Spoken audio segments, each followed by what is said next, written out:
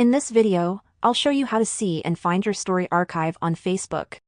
If you've ever wondered where your old Facebook stories go or how to revisit and relive those precious moments, you've come to the right place.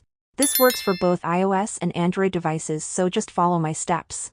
You want to open your Facebook mobile application and make sure that you are logged into your Facebook account.